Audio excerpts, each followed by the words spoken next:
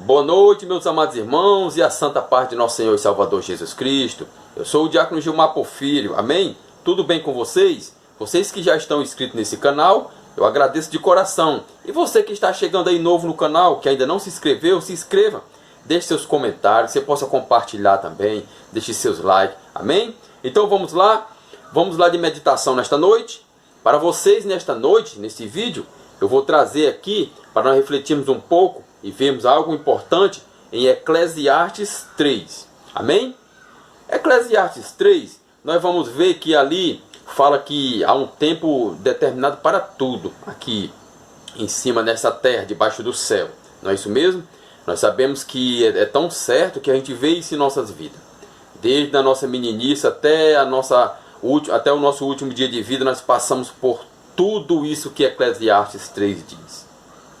E é certo que o crente que está em Cristo Jesus, aquele que tem a sua fé firmada nas colunas do trono, que é a palavra de Deus, que é o firmamento que nos sustenta o homem e a mulher de Deus, a oração e a leitura da palavra de Deus, isso aqui sustenta o homem. E isso ajuda, faz com que nós passamos, mesmo com sofrimento, por toda essa dificuldade. Mas a tão importante, aqui no versículo 2, é que diz assim, escuta só, Eclesiastes 3:2. Há tempo de nascer e há tempo de morrer. Todos esses acontecimentos que Eclesiastes 3 mostra, nós sabemos que nós passamos por isso. Se ainda não passamos por tudo, mas vamos passar. E a morte?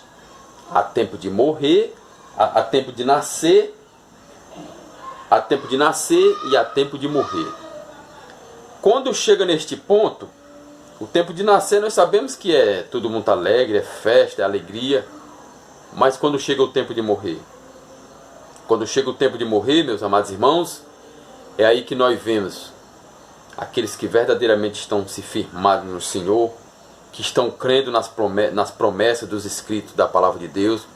Porque nós sabemos que a ação natural do homem é essa, vem o choro, vem a tristeza.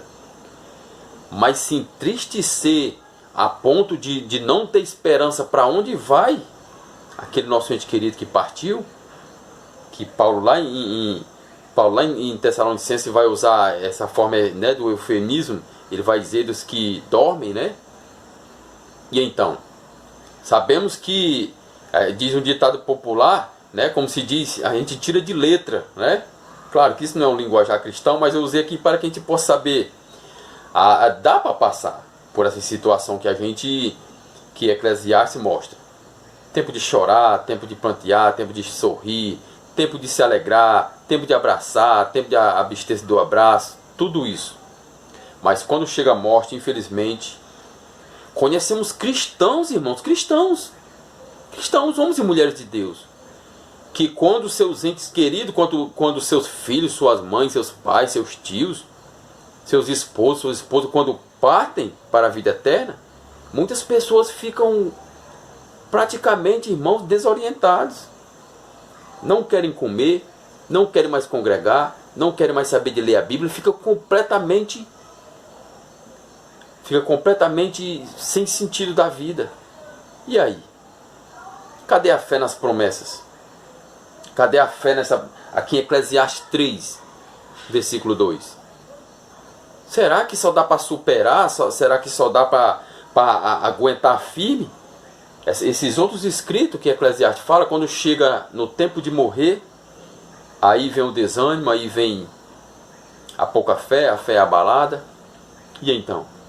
E por que nós devemos enfrentar, mesmo sendo mais pesado, mesmo sendo mais duro, mais difícil, por que nós devemos enfrentar como as mesmas situações que nós enfrentamos? Choramos, se alegramos, abraçamos, abstemos do pecado, do abraço, muitas coisas. Devemos enfrentar a morte de nossos entes queridos como enfrentamos essas outras situações que a Eclesiastes fala. E por quê? Porque é tudo permissão de Deus.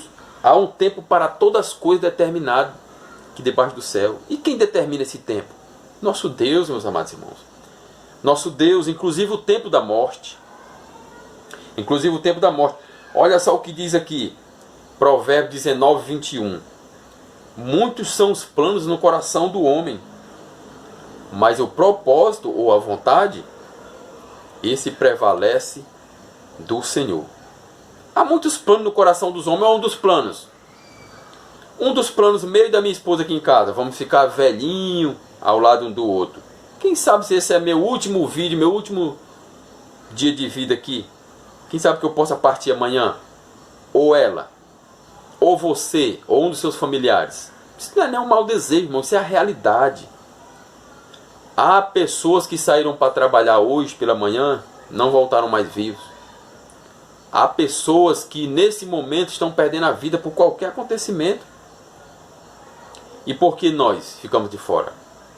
Devemos sim aceitar. Há muitos planos no coração do homem, mas o que prevalece, a vontade de Deus, o propósito de Deus, o que prevalece é a vontade do Senhor. Nós não sabemos até quando nós ficaremos vivos nesta terra. Olha só o que diz em Mateus 10, versículo 29 e 30. Diz que nenhum pássaro cai da árvore. Nenhum pássaro cai da árvore, se não for da vontade de nosso Pai. Olha quanto... não dá nem para se dizer aqui quantos pássaros e espécie de pássaros há no mundo. Pois fique sabendo que só cai um dessa multidão, que não dá nem para saber quantos há, se for com a permissão de nosso Pai.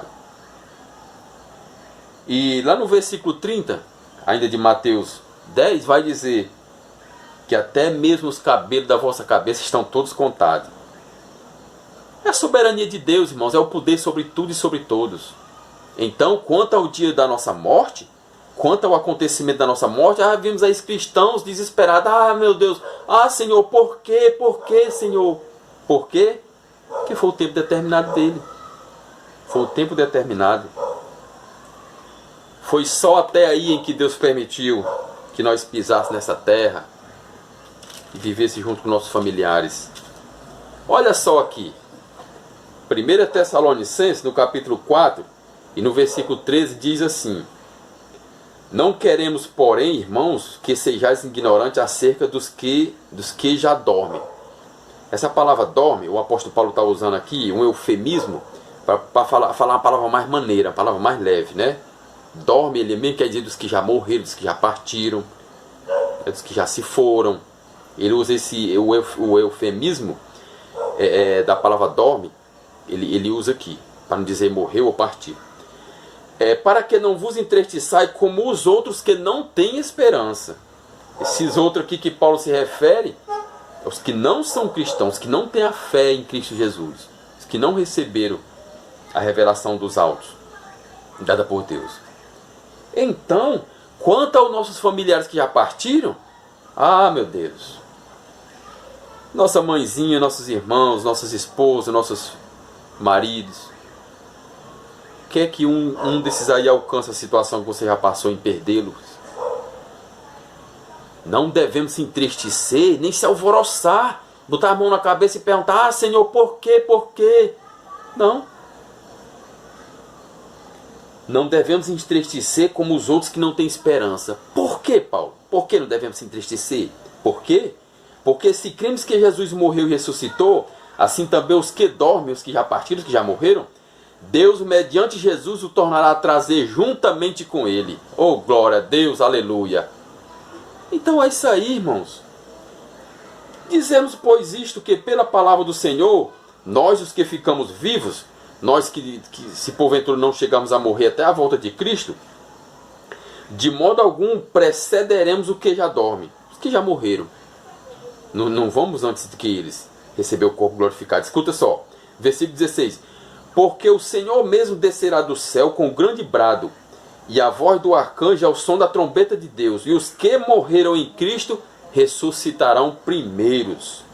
Depois, nós, o que ficamos vivos, seremos arrebatados juntamente com eles nas nuvens, ao encontro do Senhor nos ares, e assim estaremos para sempre com o Senhor. Portanto, consolai-vos uns aos outros com estas palavras, e é isso que eu estou fazendo aqui nesta noite para vocês, com vocês, consolando uns aos outros.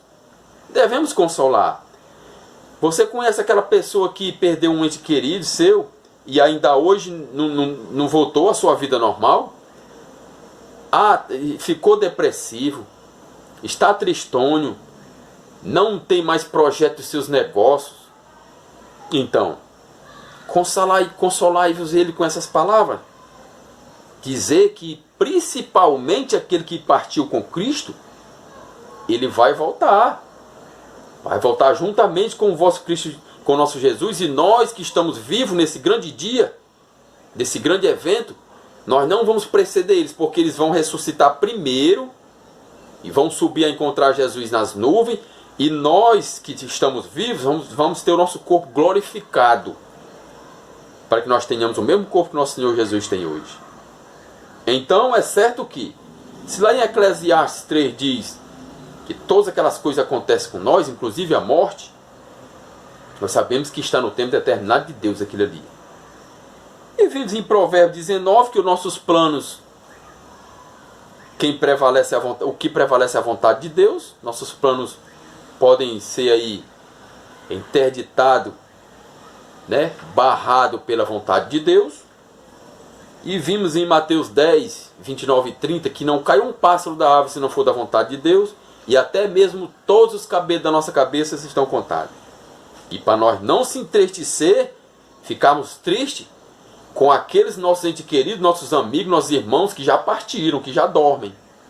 Por quê? Porque eles vão ressuscitar no dia de nosso Senhor Jesus Cristo. Amém?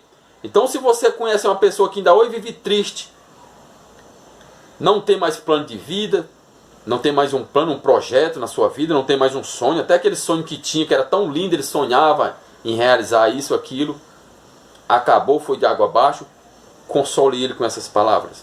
Amém? Então ficam todos na paz do Senhor, e um abraço do seu amado diácono Gilmar Porfírio.